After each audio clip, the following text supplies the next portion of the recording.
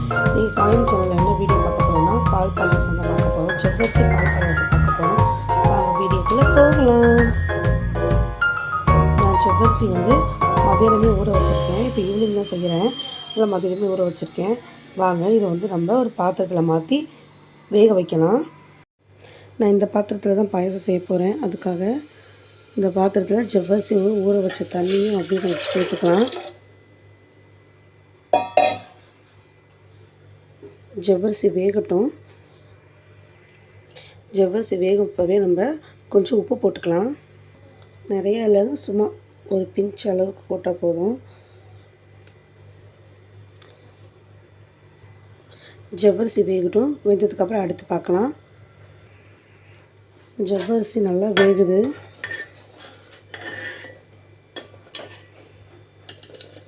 இது வேகட்டும். நம்ம அதுக்குள்ளே சேமியாவை நெய் போட்டு வறுத்துக்கலாம். நான் அதுக்கு பாயாச சேமியா தான் எடுத்திருக்கேன். எடுத்து நான் உடச்சி வச்சுருக்கேன். வாங்க இதை நெய் போட்டு ஃப்ரை பண்ணிக்கலாம். இன்னொரு அடுப்பில் வடைச்சட்டியை வச்சு நெய் போட்டுக்கோங்க.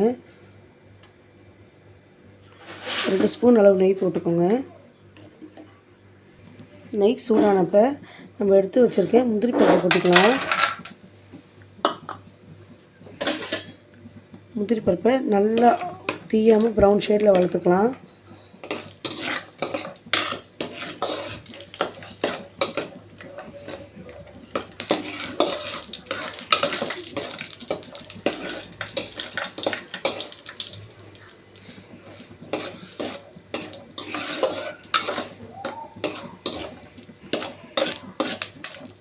முந்திரியோட கலர் லைட்டாக மாறினா போதும், நம்ம எடுத்துக்கலாம்.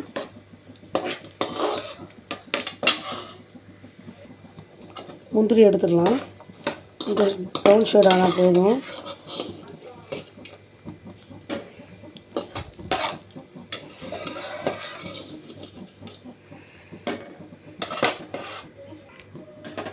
முந்திரி எடுத்தாச்சு.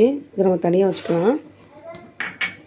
இப்போது இதே நெய்யில் நம்ம எடுத்து வச்சுக்க சேமியாவையும் கொட்டி ஃப்ரை பண்ணிக்கலாம்.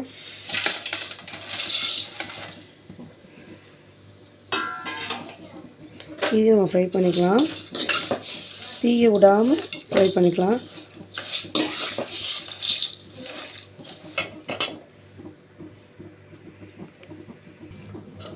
இந்த அளவுக்கு ஃப்ரை ஆனால் போதும். லைட்டாக அதோட கலர் மாறிட்டு பாருங்கள். இப்படி இருந்தால் போதும். அதுக்குள்ளே நம்ம ஜவ்வரிசி வந்துச்சான்னு பார்த்துக்கலாம். வாங்க.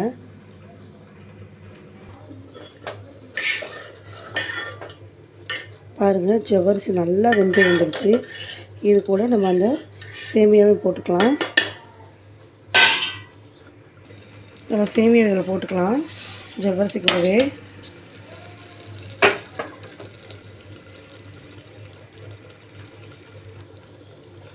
இதை நம்ம கிண்டி விட்டுக்கலாம். ஜவ்வரிசி கூட இதையும் நம்ம கிண்டி விட்டுக்கலாம்.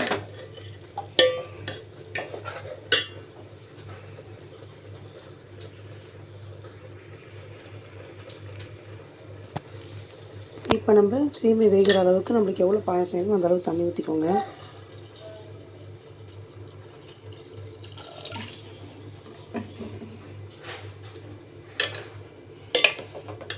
வேகட்டும் அப்படியே.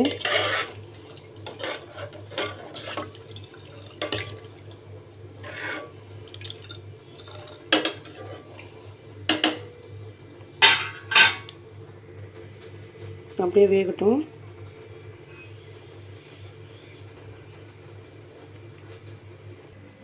வெந்துக்கிட்டு இருக்கு. நல்லா வேகட்டும். ஒரு 3 நிமிஷம் ஆயிடுச்சு. வாங்க பார்ப்போம்.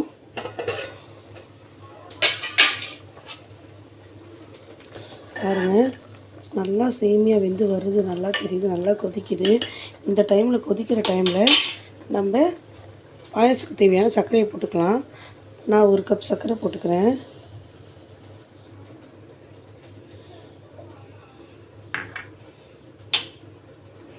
இதையும் நல்லா கிண்டி விடுங்க.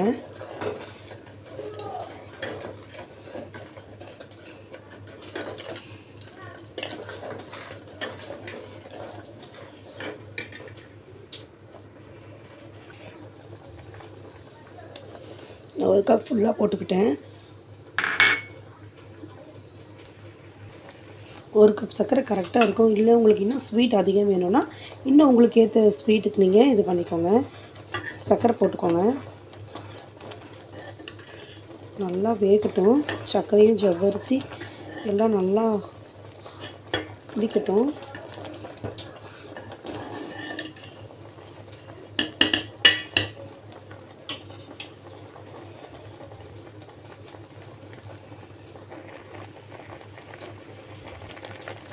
நல்லா கொதிக்குது பாருங்கள். இந்த கொதிக்கிற டைமில் நான் தண்ணி ஊற்றாமல் 1/4 லிட்டர் பால் காய்ச்சி ஆற வச்சு வச்சுருக்கேன். அதையும் இதில் சேர்த்துக்கலாம்.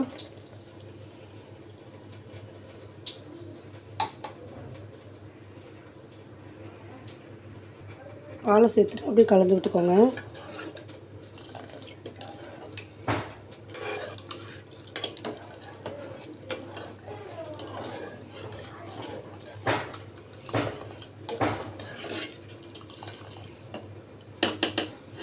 இது அப்படியே கொதிக்கட்டும். 5 நிமிஷம் வெயிட் பண்ணுவோம். பாயாசம் ரெடி ஆகிடுச்சு பாருங்கள். நல்லா ஜவ்வரிசி வந்துருச்சு, சேமியா வெந்துருச்சு. இந்த ஸ்டேஜில் துருவி வச்சு 1 கப் தேங்காய் சேர்த்துக்கலாம். உங்களுக்கு வேணும்னா தேங்காய் சேர்த்துக்கோங்க, உங்களுக்கு வேணான்னா தேங்காய் விட்டுருங்க. தேங்காய் சேர்த்தா இன்னும் நல்லாயிருக்கும். தேங்காய் சேர்த்துட்டு அப்படியே கிண்டி விடுங்க.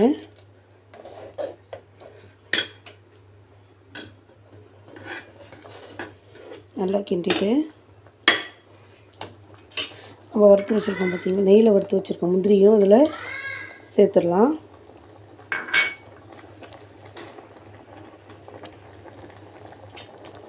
முந்திரியை சேர்த்துட்டு நம்ம தேங்காயும் இதையும் சேர்த்துட்டு கொதிக்க வேணாம். நம்மளுக்கு எல்லாம் ரெடி ஆகிடுச்சு. ஒரு கிண்டிட்டு ஸ்டவ் ஆஃப் பண்ணிடுங்க. உங்களுக்கு பாயாசம் ரெடி. இதோ அவ்வளோதாங்க, சூடான சுவையான ஜவ்வரிசி பால் பாயாசம் ரெடி. உங்கள் வீட்டில் மறக்காமல் இதை ட்ரை பண்ணிவிட்டு எப்படி இருக்குன்னு கமெண்டில் சொல்லுங்கள். மறக்காமல் வீடியோவுக்கு லைக் பண்ணிவிட்டு ஸ்வாயம் சேனலுக்கு சப்ஸ்கிரைப் பண்ணிடுங்க. பாய்.